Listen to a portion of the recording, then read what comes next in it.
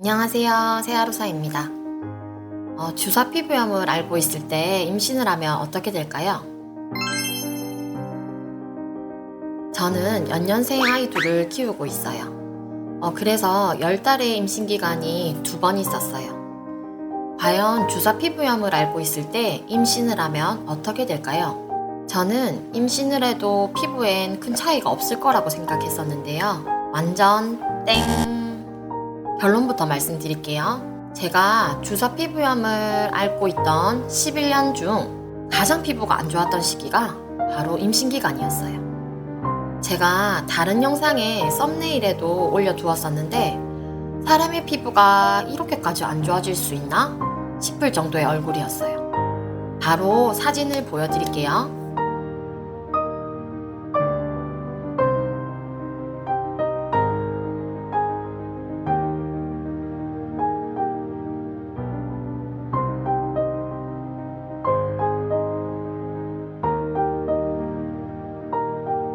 저 시기에는 제가 길을 지나가다 보면 사람들이 임신한 제 몸에 시선을 두기보다 제 얼굴 피부를 보는 게 더 느껴졌었어요. 그리고 모르는 사람들이 한마디씩 말씀을 하셨어요. 피부가 많이 뒤집어지셨네요. 임신하고 나면 원래 피부가 많이들 뒤집어진대요. 애 낳고 나면 피부 관리해야 되겠어요. 이런 말들을 하더라고요. 그래서 태교를 하며 가장 마음 편히 있어야 하는 임신 기간에 마스크를 쓰고 다니고 사람들을 피하며 최대한 제 피부 노출을 안 시키려고 했어요. 제가 스트레스를 받아하면 뱃속의 아기도 다 느껴지잖아요. 그래서 오늘은 피부가 뒤집어졌었던 제 임신 기간에 대해 이야기해보려고 합니다. 원래도 주사 피부가 있었기 때문에 얼굴이 붉고 오돌오돌 좁쌀 여드름에 열감이 심했었는데요. 첫 아이 임신 사실을 확인하고 나서 시간이 갈수록 피부가 더 안 좋아지는 것 같더라고요. 저는 스테로이드나 항생제, 바르는 연고, 먹는 약을 끊은 지 오래였기 때문에 리바운드는 전혀 아니었는데 제가 뒤집어지는 속도가 그런 약물을 끊었을 때 나오는 리바운드처럼 피부가 생각보다 빠른 속도로 뒤집어졌어요.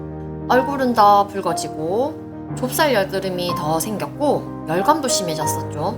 이렇게 급성기로 심해질 때는 약물의 도움을 받아 급한 불을 끄는 게 좋은데 임신 중이니 약도 함부로 못 바르고 못 먹어서 피부 때문에 참 힘들었어요.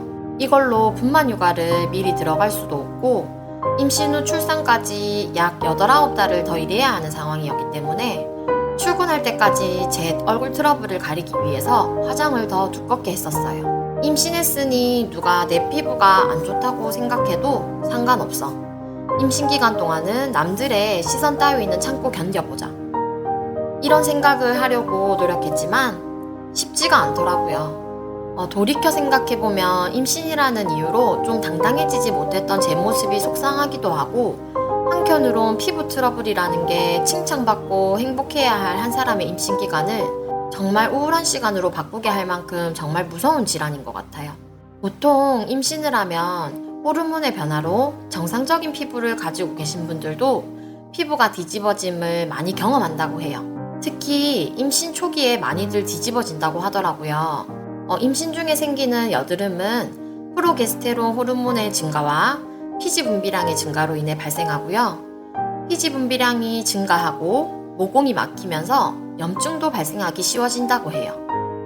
그래서 임신 중에 여드름의 특징에는 턱과 이 주위에 호발하고 염증성 화농성 여드름으로 진행이 빠르며 얼굴 열감, 홍조가 동반되기 쉽다고 합니다. 심한 여드름으로 진행되면서 자국, 색소 침착, 흉터, 폐임이 발생하고 멜라닌 세포와 활성화로 인해 피부가 색소에 취약해진다고 해요. 저는 원래도 초예민 피부였기 때문에 임신 초기에 확 뒤집어짐을 느꼈었고요. 임신 기간이 지날수록 더 심해졌었어요. 좁쌀, 홍조, 열감에서 새롭게 농포성 여드름들이 많이 올라오더라고요. 농포를 터트려 짤 수 있는 여드름이라기보단 짜도 안 없어질 것 같은 그런 여드름들이 많이 생겼어요. 그땐 괜찮았던 볼과 턱까지도 침범해 오더라고요. 그럴수록 가리려고 했던 두꺼운 화장이 내 몸에 흡수되어 아이에게까지 영향을 끼칠까 싶어서 임산부들이 쓰는 순한 화장품, 순한 샴푸, 순한 폼클렌징으로 싹 다 바꿨어요. 인터넷에 임산부 화장품으로 검색을 하면 많은 화장품들이 나와요. 그렇게 순한 걸로 다 바꿔도 피부에 트러블이 나아지진 않았지만 그래도 아이한테 나쁜 성분이 흡수되면 안 된다는 생각 하나로 순한 임산부 제품들로만 사용했었어요. 그리고 생각도 바꿨죠. 이 무서운 피부 질환이 내가 엄마에게 유전을 받았던 것처럼 내 아이에게까지 유전이 될 수도 있겠다. 그렇다면 유전은 피할 수 없으니 최대한 긍정적인 마인드로 극복할 수 있다고 생각했어요. 다행히 회사 동료들과 제 지인들은 임신해서 피부가 뒤집어졌다고 속으로만 생각해주며 아무도 제 얼굴에 대한 지적질이나 혹시나 임산부인 제가 스트레스 받을까봐 아무 말도 하지 않아 주었어요. 그래, 주사 피부염이라서 임신하니 이렇게 뒤집어졌다는 걸 사람들이 모를 수도 있겠다. 오히려 좋아. 임신 중기부터는 그렇게 생각했었어요. 임신이라는 명분이 생기니 저도 좀 당당해졌던 것 같아요. 그래, 내 피부는 임신으로 나빠진 거야. 출산하고 나면 호르몬도 돌아와서 좋아질 거야. 부정적인 생각은 나와 아이에게까지 나쁜 영향을 줄 수 있어. 그리고 진심으로 내 아이에게는 이 피부가 유전이 안 되면 좋겠지만 안타깝게도 유전이 돼서 아이가 커서 이런 피부를 갖게 된다면 지금의 나처럼 극복할 수 있다는 긍정적인 사고를 하기를 바라는 마음이었죠. 그래서 주사 피부염 인생 중 가장 피부가 안 좋았을 때가 임신 기간이었지만 가장 많이 웃고 또 가장 마음이 편했을 때도 임신 기간이었었던 것 같아요. 그렇게 드디어 출산을 하게 됩니다. 전 2번 다 자연분만으로 아기를 낳았고요. 첫애 낳을 땐 코로나가 딱 시작할 때여서 마스크를 끼고 자연분만을 했어요. 자세한 건 사진으로 보여드릴게요.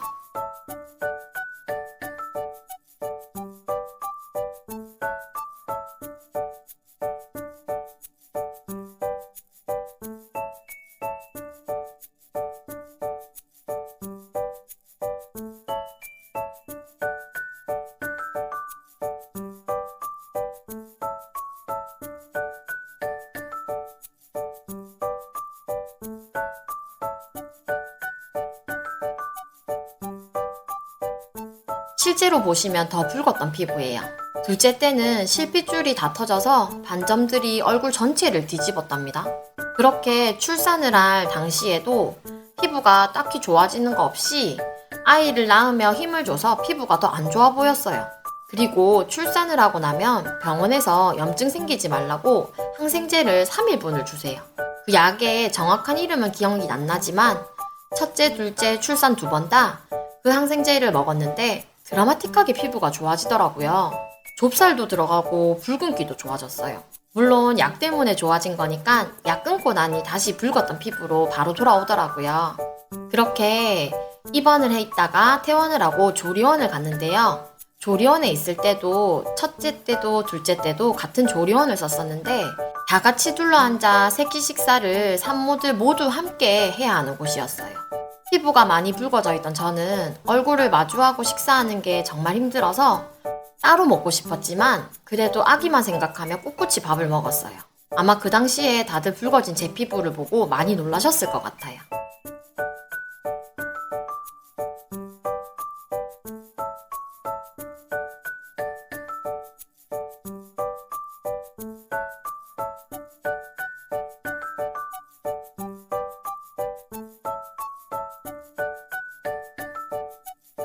그렇게 2번의 출산 후 육아휴직 1년 3개월 동안 집에 있으면서 세안을 잘 안 하게 됐어요.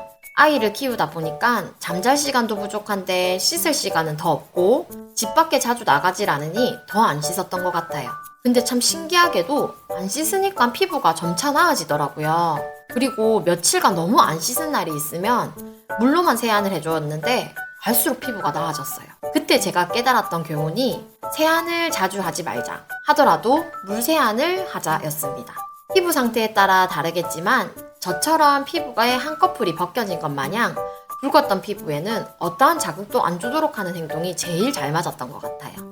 이렇게 오늘 저의 힘들었던 임신기간에 대해 이야기해 보았는데요. 임신과 출산은 위대하지만 여자는 어쩔 수 없이 호르몬의 영향을 많이 받는 것 같아요.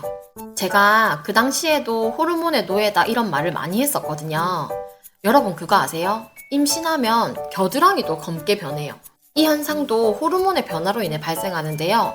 에스트로겐, 프로게스테론, 멜라닌 세포 자극 호르몬 증가가 주요 원인이라고 해요. 하루는 씻고 나와서 우연히 검게 변한 겨드랑이를 보고 얼마나 놀랐는지 몰라요. 겨드랑이까지 왜 이래? 이러면서 찾아보니까 멜라닌 생성이 증가하면 특정 부위가 이렇게 어두워진다고 하더라고요. 임신을 하면 몸의 변화가 많이 생긴답니다. 그럼 오늘도 시청해주셔서 감사하고요.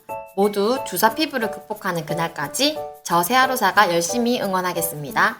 그럼 오늘도 화이팅입니다.